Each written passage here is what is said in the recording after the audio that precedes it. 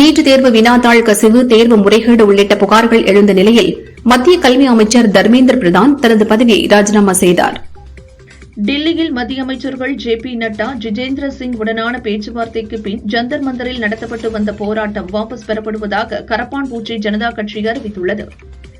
டில்லியில் போராட்டத்தில் ஈடுபட்டோர் மீது அரசு எந்த நடவடிக்கையும் எடுக்காது என மத்திய அமைச்சர் ஜே.பி. நட்டா தெரிவித்துள்ளார்.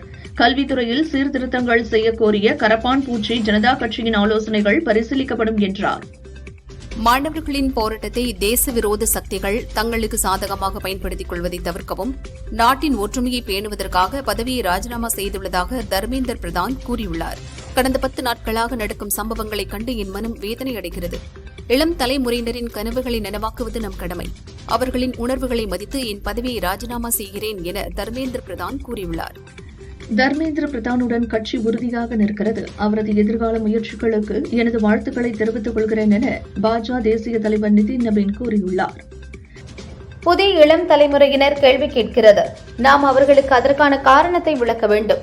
பெற்றோர்கள் தங்கள் குழந்தைகளின் கேள்விகளுக்கு பொறுமையாக பதிலளிக்க வேண்டும் என RSS தலைவர் மோகன் பாகவத் வலியுறுத்தியுள்ளார். சென்னையில் நடைபெறும் நீட் எதிர்ப்பு போராட்டத்தில் பள்ளிக்கல்வித்துறை அமைச்சர் ராஜ்மோகன் பங்கேற்றார். மாணவர்களின் அறவழி போராட்டங்களுக்கு அரசு எப்போதும் துணை நிற்கும். அமைதியான முறையில் நடக்கும் போராட்டங்களுக்கு காவல்துறை எந்தவித அச்சுறுத்தலும் தராது என உறுதியளித்துள்ளார். இது இந்திய இளைஞர்களுக்கு கிடைத்த மகத்தான வெற்றி. நீட் விலக்கை பெறுவதற்கான போராட்டத்திற்காக மெரினாவை திறந்துவிடுங்கள் என பள்ளிக்கல்வித்துறை அமைச்சர் ராஜ்மோகனிடம் மாணவர்கள் கோரிக்கை விடுத்தனர். நீட்டை ரத்து செய்வதற்காக எந்த எல்லைக்கும் செல்வோம் என்றனர். நீட் தேர்வுக்கு எதிர்ப்பு தெரிவித்தும் மற்றும் மத்திய கல்வி அமைச்சரின் பதவி விலகல் கோரியும் வரும் 28ஆம் தேதி தமிழகம் முழுவதும் உள்ள அரசு மருத்துவக் கல்லூரி மாணவர்கள் போராட்டம் அறிவித்துள்ளனர். மத்திய கல்வி அமைச்சர் ராஜினாமா செய்தது மாணவர்களின் போராட்டத்திற்கு கிடைத்த வெற்றி. ஆனால் அது மட்டும் தீர்வாகாது. நீட் தேர்வை ரத்து செய்ய வேண்டும் மற்றும் கல்வியை மாநில பட்டியலுக்கு மாற்ற வேண்டும் என்பதே நிரந்தர தீர்வாகும் என அமைச்சர் நிர்மல்குமார் கூறியுள்ளார். தமிழகத்தில் நீட் தேர்வுக்கு எதிரான மாணவர்களின் போராட்டத்தை மதிக்கிறோம். போராட்டத்தில் புகுந்து சிலர் முதல்வருக்கு எதிராக திசை திருப்ப முயன்றால் அரசு எப்படி கையாளுமோ அப்படி கையாளும் என்று அமைச்சர் ரமேஷ் எச்சரித்தார். நம்முடைய நிலைப்பாடு நீட் தேர்வு வேண்டாம் என்பதுதான். நீட் தேர்வு தேவையற்றது. நீட் தேர்வு பற்றி பேச திமுகவிற்கு எந்த தகுதியும் கிடையாது என அமைச்சர் நிர்மல்குமார் தெரிவித்தார். இது இந்திய இளைஞர்களுக்கு கிடைத்த மகத்தான வெற்றி. உங்கள் எழுச்சியும் உறுதியும் போராட்டமும் தான் பொறுப்பற்ற மத்திய கல்வி அமைச்சர் தர்மேந்திர பிரதானை பதவி விலக செய்துள்ளது என்று தமிழக காங்கிரஸ் தலைவர் மாணிக்கம் தாகூர் தெரிவித்துள்ளார். டெல்லியில் நடக்கும் போராட்டத்துக்கும் நமது போராட்டத்துக்கும் வித்தியாசம் உண்டு என திமுக MP கனிமொழி கூறினார். நீட்டை முறைப்படி நடத்தும்படி டெல்லியில் போராடுகின்றனர். ஆனால் நாம் நீட்டை வேண்டாம் என்று போராடுகிறோம் என்றார். மாணவர்களுக்கு நீட் தேர்வு அவசியம். நீட் இருக்கக்கூடாது என கூறுவது நியாயமில்லை. காங்கிரஸ் ஆட்சியில் 13 முறை வினாத்தாள்கள் கசிந்துள்ளதென்று நடிகரும் பாரதிய ஜனதா நிர்வாகியுமான சரத்குமார் தெரிவித்தார். நீட் எதிர்ப்பு போராட்டம் குறித்து முதல்வர் விஜய் வாய் திறக்காதது ஏன் என அதிமுக முன்னாள் அமைச்சர் RB உதயகுமார் கேள்வி எழுப்பினார். ஜனநாயகன் படம் ஊத்திக் கொண்டதால் 3 நாட்களாக அவர் தலைமைச் செயலகத்திற்கு வரவில்லை என்று விமர்சித்தார். முதல்வர் விஜய் கர்நாடகா செல்வது இன்னும் உறுதி செய்யப்படவில்லை. இதுகுறித்து அவரே கலந்து ஆலோசித்து அதிகாரப்பூர்வமாக அறிவிப்பார் என அமைச்சர் ராஜ்மோகன் தெரிவித்தார். காவிரி விவகாரத்தில் நமது உரிமையை விட்டுக் கொடுக்க மாட்டோம். மேகதாது விவகாரம் தொடர்பாக முதல்வர் தொடர்ந்து ஆய்வு செய்கிறார் என முதல்வரின் கர்நாடக பயணத்திற்கு பல தரப்பும் எதிர்ப்பு தெரிவித்த நிலையில் அமைச்சர் நிர்மல்குமார் விளக்கம் அளித்துள்ளார். காவிரி நீருக்காக கர்நாடக அரசுடன் பேச்சுவார்த்தை என்ற சதிவலைகள் முதல்வர் சிக்கக்கூடாது. நாம் பல்லாண்டுகள் சட்டப்பூர்வமாக போராடி பெற்ற உரிமைகளை சிதைப்பதாகவே பேச்சுவார்த்தை முயற்சிகள் அமையும். நீதிமன்றத்தில் பின்னடைவை ஏற்படுத்திவிடும் என ஸ்டாலின் கூறியுள்ளார். காவிரி உரிமை தொடர்பாக கர்நாடகா செல்லும் தவறான முடிவை முதல்வர் விஜய் கைவிட வேண்டும். அனைத்து கட்சிகளின் ஆலோசனை, விவசாய சங்கங்களின் கருத்துக்களை கேட்டு செயல்பட வேண்டும் என ஸ்டாலின் வலியுறுத்தியுள்ளார்.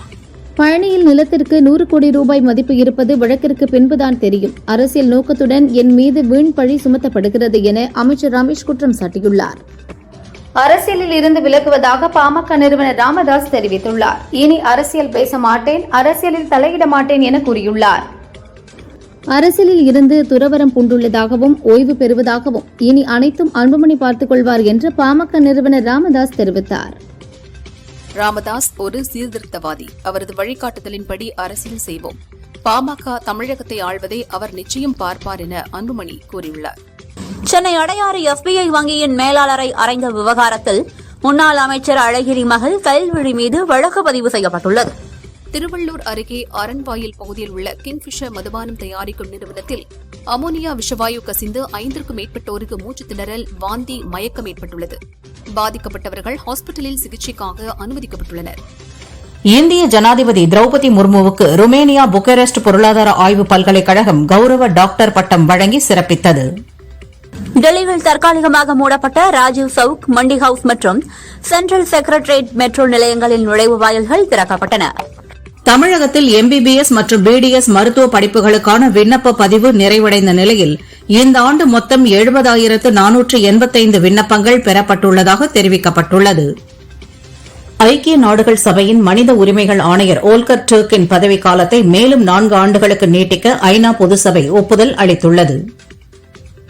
பிரிட்டன் வெளியுறவு, காமன்வெல்த் மற்றும் மேம்பாட்டுத்துறை இணை அமைச்சராக இலங்கை தமிழ் வம்சாவளியைச் சேர்ந்த உமா குமரன் நியமிக்கப்பட்டுள்ளார். மோசமான வானிலை காரணமாக கடந்த 6 நாட்களாக நிறுத்தி வைக்கப்பட்டிருந்த அமர்நாத் யாத்திரை மீண்டும் துவங்கியது. அமெரிக்கா ஈரான் மோதலுக்கு மத்தியில் ஈரான் கடல் பகுதியில் 28 இந்திய கப்பல் பணியாளர்களுடன் சென்ற எல்பிஜி டேங்கர் கப்பல் மீது தாக்குதல் நடந்துள்ளது. தாக்குதலில் இருந்து தப்பித்து அனைத்து இந்திய பணியாளர்களும் பாதுகாப்பாக இருப்பதாக இந்திய தூதரகம் உறுதிப்படுத்தியது. 2026 காமன்வெல்த் போட்டியில் மாற்றுத்திறனாளி பளு தூக்குதல் பிரிவில் இந்தியாவின் ஜாண்டு குமார் வெண்கலப் பதக்கம் வென்று நாட்டின் பதக்க கணக்கை தொடங்கியுள்ளார்.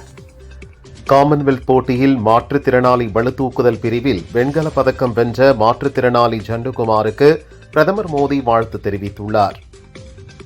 ஜண்டுகுமாரின் சாதனை அளவற்ற வலிமை, தளராத உறுதியின் பிரதிபலிப்பு என்றார். 2005ஆம் ஆண்டு ஜோஷ்னா சின்னப்பாவுக்கு பின் உலக ஜூனியர் ஸ்குவாஷ் சாம்பியன்ஷிப் இறுதிப் போட்டிக்கு தகுதி பெற்ற முதல் இந்தியர் என்ற வரலாற்று சாதனையை இளம் வீராங்கனை அனாகத் சிங் படைத்துள்ளார். திமுக ஆட்சி காலத்தில் நடத்தப்பட்ட சுகாதார ஆய்வாளர் பணியிடங்களுக்கான தேர்வை ரத்து செய்ய வேண்டும். பல்வேறு முறைகேடுகள் நடந்துள்ளதால் கடுமையான கண்காணிப்புடனும் வெளிப்படைத்தன்மையுடனும் மறுதேர்வு நடத்த வேண்டும் என அண்ணாமலை வலியுறுத்தியுள்ளார். தர்மேந்திர பிரதானின் ராஜினாமா மாணவர்கள் நடத்திய போராட்டத்தின் வெற்றி. இளைஞர்கள் நாட்டின் கல்வி சீர்திருத்தத்திற்காக தங்கள் குரலை வலிமையாக பதிவு செய்துள்ளனர். இனி அவர்களின் குரலை யாராலும் கட்டுப்படுத்த முடியாது என காங்கிரஸ் எம்பி பிரியங்கா தெரிவித்துள்ளார். பாமக நிறுவனர் ராமதாசுக்கு முதல்வர் விஜய் பிறந்தநாள் வாழ்த்து தெரிவித்துள்ளார். தாங்கள் நல்ல உடல் நலத்துடனும் நீண்ட ஆயுளுடனும் பல்லாண்டு வாழ உளமாற வாழ்த்துவதாக கூறியுள்ளார். பாமக நிறுவனர் ராமதாசுக்கு திமுக தலைவர் ஸ்டாலின் பிறந்தநாள் வாழ்த்து தெரிவித்துள்ளார். தங்களது ஓய்வு காலம் மன நிறைவோடும் மகிழ்ச்சியோடும் திகழ்ந்திட விழுகிறேன் என்றார். தாவேக அரசு மனதார நீட் தேர்வை எதிர்க்கிறதென்றால் மெரினாவை திறந்துவிட்டு மாணவர் போராட்டத்திற்கு ஆதரவளிக்க வேண்டுமென மனிதநேய ஜனநாயக கட்சித் தலைவர் தமிமுன் அன்சாரி அரசுக்கு வேண்டுகோள் விடுத்துள்ளார். கோவை நேரு ஸ்டேடியம் எதிரே மாநகராட்சிக்கு சொந்தமான இடத்தில் ரூபாய் 5.90 கோடி மதிப்பீட்டில் புதிதாக அமைக்கப்பட்டுள்ள விளையாட்டு அரங்கத்தை அமைச்சர் சம்பத்குமார் திறந்து வைத்து மாணவர்களுடன் வாலிபால் விளையாடினார். மன்னார்குடி பட்டுக்கோட்டை அகல ரயில் பாதை திட்டத்திற்கான நில எடுப்பு பணிகளுக்கு தமிழக அரசு நிர்வாக அனுமதி அளித்துள்ளது. இத்திட்டம் மூலம் டெல்டா மாவட்டங்களில் போக்குவரத்து வசதிகள் மேம்படும். தமிழகத்தில் நீட் தேர்வை எதிர்த்து அறவழியில் போராடும் மாணவர்களுக்கு முழு அனுமதியும் பாதுகாப்பும் அரசு சார்பில் வழங்கப்பட்டு வருகிறது என்று அமைச்சர் நிர்மல்குமார் தெரிவித்துள்ளார். தமிழக முதல்வரின் நிலைப்பாடும் நீட் தேர்வு வேண்டாம் என்பதே என்றார். நீட் போராட்டங்களில் அரசியல் பேசுவது போன்றவற்றை பார்க்கும்போது அப்பாவி மாணவர்களை பலிகடாக்குவது போல் உள்ளது. போராட்டங்களுக்கு தங்கள் பிள்ளைகளை பெற்றோர் அனுப்ப வேண்டாம் என நடிகர் ரஞ்சித் வலியுறுத்தினார். மத்திய கல்வி அமைச்சர் தர்மேந்திர பிரதான் பதவி விலக வேண்டுமென்ற மாணவர்களின் கோரிக்கையை மத்திய அரசு கண்டுகொள்ளவில்லை என ராகுல் குற்றம் சாட்டியுள்ளார். மேலும் அமைச்சரவை கூட்டத்தில் இது குறித்து விவாதிக்கப்படவில்லை என்றும் மோடியால் இந்தியாவின் எதிர்காலத்தை தீர்மானிக்க முடியாது என்றார். ஆட்சி கவிழ்ப்பு புகார் தொடர்பாக திருவல்லிக்கேணி காவல் நிலையத்தில் கையெழுத்திட சென்ற செந்தில் பாலாஜியிடம் போலீசார் விசாரணை நடத்தினர். 12 ஆண்டுகளுக்கு பிறகு தமிழக முதல்வர் கர்நாடக முதல்வரை நேரில் சந்தித்து பேச இருப்பது விவசாயிகளுக்கு நம்பிக்கையை ஏற்படுத்தியுள்ளது. தமிழக அரசின் முன்னெடுப்பை தமிழ் மாநில காங்கிரஸ் வரவேற்கிறது என்று ஜி.கே. வாசன் கூறியுள்ளார். மனோன்மணியம் சுந்தரனார் பல்கலைக்கழக பட்டமளிப்பு விழாவில் தமிழ்த்தாய் வாழ்த்துக்கு 3வது இடம் அளிக்கப்பட்டதற்கு பாமக தலைவர் அன்புமணி கண்டனம் தெரிவித்துள்ளார். வந்தே மாதரம் மற்றும் தேசிய கீதத்திற்கு பிறகு தமிழ்தாய் வாழ்த்து பாடப்படும் என்ற அறிவிப்புக்கு அவர் எதிர்ப்பு தெரிவித்தார். கரூர் சம்பவத்திற்கு கண்ணீர் விடாதவர்கள் ஜனநாயகன் படம் பார்த்து கண்ணீர் பிடிக்கின்றனர். தமிழக சட்டசபை சினிமா கொட்டகையாக மாறிவிட்டது என திமுக முன்னாள் அமைச்சர் ரகுபதி விமர்சித்தார். போராட்டக்காரர்கள் மீது உடனடி ஒடுக்குமுறை ஏவப்படலாம் என்ற அச்சம் மற்றும் வன்முறையை தவிர்க்கும் நோக்கில் மத்திய அரசிடமிருந்து எழுத்துப்பூர்வமான உறுதிமொழிகளை பெற்ற பிறகு தனது 26 நாள் உண்ணாவிரதத்தை முடித்துக் கொள்ள முடிவு செய்ததாக சமூக ஆர்வலர் சோனம் வாங்சுக் தெரிவித்தார். டில்லி ஜந்தர் மந்தர் போராட்டம் குறித்து போலியான செய்திகளை பரப்பிய பாகிஸ்தானிலிருந்து இயக்கப்பட்ட 400க்கும் மேற்பட்ட சோசியல் மீடியா கணக்குகளை முடக்கப்பட்டுள்ளதாக டில்லி மத்திய போலீஸ் துணை கமிஷனர் ரோஹித் ராஜ்பீர் சிங் தெரிவித்துள்ளார். மத்திய அரசின் PM E-டிரைவ் திட்டத்தின் கீழ் எலக்ட்ரிக் இருசக்கர வாகனங்களுக்கு ரூபாய் 10,000 வரை வழங்கப்பட்டு வரும் மானிய திட்டத்திற்கான காலக்கெடு வரும் ஜூலை 31ஆம் தேதியுடன் முடிவடைகிறது. நாட்டு நலனை தன் நலனை காட்டிலும் மேலாக கருதும் சிறந்த பொது சேவகர் தர்மேந்திர பிரதான் கிராமப்புற மாணவர்களின் திறமை மேம்பாடு குறித்து தன்னுடன் பலமுறை விவாதித்துள்ளார். அவர் மீதான மரியாதை மேலும் அதிகரித்திருப்பதாக ஜோகோ நிறுவனர் ஸ்ரீதர் வேம்பு தெரிவித்துள்ளார். மத்திய அமைச்சர் தர்மேந்திர பிரதானின் ராஜினாமா இந்திய ஜனநாயகத்திற்கு கிடைத்த மாபெரும் வெற்றி. டெல்லி மட்டுமின்றி நாடு முழுவதும் போராடிய அனைத்து மாணவர்களுக்கும் எனது வாழ்த்துக்கள் என டெல்லி முன்னாள் முதல்வர் அரவிந்த் கெஜ்ரிவால் தெரிவித்தார். மத்திய பிரதேச மாநிலம் ராஜ்கர் மாவட்டத்தில் வேகமாக சென்ற கார் கட்டுப்பாட்டை இழந்து சாலையோரம் இருந்த குளத்தில் கவிழ்ந்து விபத்துக்குள்ளானதில் 5 பேர் பரிதாபமாக உயிரிழந்தனர். புனித ஜார்ஜ் கோட்டை வளாகத்தில் உள்ள நாமக்கல் கவிஞர் மாளிகையில் முதல்வர் விஜயின் அறை மாற்றம் செய்யப்படுகிறது. 10வது மாடியில் முதல்வர் அறை மாற உள்ளதாக கூறப்படும் நிலையில் புனரமைப்பு பணிகள் தீவிரமாக நடக்கிறது. டெல்லியில் போராட்டம் நடத்தி வரும் கரப்பான் பூச்சி மக்கள் கட்சியின் நிறுவனர் அபிஜித் தீப்கேவுக்கு டைபாய்டு காய்ச்சல் ஏற்பட்டிருப்பதாக தெரிவிக்கப்பட்டுள்ளது. மத்திய கல்வி அமைச்சர் தர்மேந்திர பிரதானை அமைச்சரவையில் இருந்து நீக்க வேண்டும், வேறு துறைக்கு அவரை மாற்ற ஆலோசனை நடத்தி வருவதாக தகவல் வெளிவந்துள்ளது என லோக்சபா எதிர்க்கட்சித் தலைவர் ராகுல் தெரிவித்தார். தேர்வு வினாத்தாள் கசிவு விவகாரத்தில் ஈடுபட்டவர்களை தண்டிக்க கடுமையான சட்டத்தை கொண்டு வருவதற்கான அரசின் முடிவை அறிவித்து பிரதமர் நரேந்திர மோடி வெளியிட்ட காணொலி 24 மணி நேரத்தில் 303 மில்லியன் பார்வைகளை பெற்றுள்ளது. இந்த வரவேற்புக்கு பிரதமர் மோடி நன்றி தெரிவித்தார். இலங்கை கடற்படையால் கைது செய்யப்பட்ட மீனவர்களை மீட்க வலியுறுத்தி ராமேஸ்வர மீனவர்கள் 2வது நாளாக வேலை நிறுத்தத்தில் ஈடுபட்டுள்ளனர். தேனி சின்னமனூர் அருகே உள்ள குச்சனூர் சுயம்பு சனீஸ்வர பகவான் கோயிலில் ஆடி 2வது சனிக்கிழமையை முன்னிட்டு தமிழகம் மட்டுமின்றி கேரள, கர்நாடகா, புதுச்சேரி உள்ளிட்ட பல்வேறு மாநிலங்களில் இருந்து ஏராளமான பக்தர்கள் சுவாமி தரிசனம் செய்தனர். சென்னை மதுரவாயிலில் உள்ள நாகத்தம்மன் கோயிலில் 28ஆம் ஆண்டு ஆடி திருவிழாவை முன்னிட்டு 508 பெண்கள் விரதமிருந்து பால்குடம் எடுத்து ஊர்வலமாக வந்து அம்மனுக்கு அபிஷேகம் செய்தனர். பக்தர்கள் திரளாக கலந்து கொண்டு அம்மனை தரிசித்தனர். தமிழக விவசாயிகள் கூட்டுறவு வங்கியில் வாங்கிய அனைத்து கடன்களையும் அரசு தள்ளுபடி செய்ய வேண்டும், இல்லையென்றால் வரும் 5ஆம் தேதி சட்டசபையில் மிகப்பெரிய போராட்டம் நடத்துவோம் என தேசிய தென்னிந்திய நதிகள் இணைப்பு விவசாயிகள் சங்க தலைவர் ஐயா கண்ணு எச்சரிக்கை விடுத்துள்ளார். தென்காசி மாவட்டத்தில் சனி மற்றும் ஞாயிறன்று கனிமவள வாகனங்களை இயக்க தடை விதிக்கப்பட்டுள்ளது.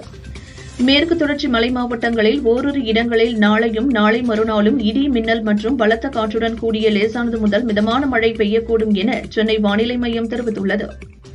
திருச்செந்தூர் சுப்பிரமணிய சுவாமி கோயிலுக்கு தூத்துக்குடி கலெக்டர் விஷு மகாஜன் திடீர் விசிட் அடித்தார். சண்முக விலாசம் மற்றும் பக்தர்கள் துலாபாரம் செலுத்தும் இடத்தை ஆய்வு செய்து கோயில் வளாகத்தில் மேற்கொள்ளப்படும் பல்வேறு திட்டப்பணிகளை பார்வையிட்டார். வேலூர், ஈரோடு, திண்டுக்கல், கரூர், மதுரை, விருதுநகர் மற்றும் நெல்லையில் வெயில் அதிகரிக்கும் என வானிலை ஆய்வு மையம் தெரிவித்துள்ளது. 2 முதல் 4 டிகிரி செல்சியஸ் வரை வெப்பம் அதிகமாக பதிவாக வாய்ப்புள்ளது. கோவை கோணியம்மன் கோவில் உண்டியல் காணிக்கை முறைகேடு வழக்கில் பாலசுப்ரமணியன், சரவணன், பிரதீப்குமார் மற்றும் பூசாரி கிருஷ்ணராஜ் ஆகியோர் கைது செய்யப்பட்டுள்ளனர். திருத்துறைப்பூண்டியில் தேசிய நெல் திருவிழா மாட்டுவண்டி ஊர்வலத்துடன் தொடங்கியது. 174 வகையான பாரம்பரிய நெல் வகைகள் விவசாயிகளுக்கு வழங்கப்பட்டது. ஓசூர் கெலவரப்பள்ளி அணையிலிருந்து முதல் போக விவசாய பாசனத்திற்கான தண்ணீர் திறந்து விடப்பட்டுள்ளது. வலது மற்றும் இடதுபுற கால்வாய்களின் ஷட்டர்களை இயக்கி கலெக்டர் தினேஷ்குமார் தண்ணீரை திறந்து வைத்தார். தெலங்கானா மாநிலம் சிரிசில்லா கீதா நகர் அரசு பெண்கள் உயர்நிலைப் பள்ளியில் முதன்முறையாக AI வசதியுடன் கூடிய மனித உருவ ரோபோ ஆசிரியர் அறிமுகப்படுத்தப்பட்டுள்ளது. மத்திய அமைச்சர் தர்மேந்திர பிரதான் பதவி விலகவும் டெல்லியில் போராடும் மாணவர்களுக்கு ஆதரவு தெரிவித்தும் களத்தில் போராடும் மாணவர்களுடன் துணை நிற்கிறேன் என நடிகை ஜோதிகா இன்ஸ்டாகிராமில் போஸ்ட் செய்துள்ளார். திருப்பத்தூர் மாவட்டம் ஜமுனா மரத்தூர் மற்றும் ஆலங்காயம் மலைப்பகுதிகளில் 2 நாட்களாக முகாமிட்டிருந்த ஒற்றை யானையால் பொதுமக்கள் அச்சமடைந்தனர்.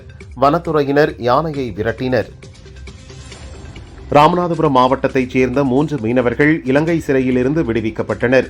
விமானம் மூலம் சென்னை வந்த அவர்களை அதிகாரிகள் வரவேற்று சொந்த ஊருக்கு அனுப்பி வைத்தனர். தமிழகத்தில் சுங்கச்சாவடிகளில் உள்ளூர் மக்களுக்கான மாதாந்திர பாஸ் கட்டணம் 10 ரூபாய் உயர்த்தப்பட்டுள்ளது. உள்ளூர் மக்களின் வாகனங்களுக்கான பாஸ் கட்டணம் 4 மாதங்களுக்குள் 3 முறை உயர்ந்துள்ளது.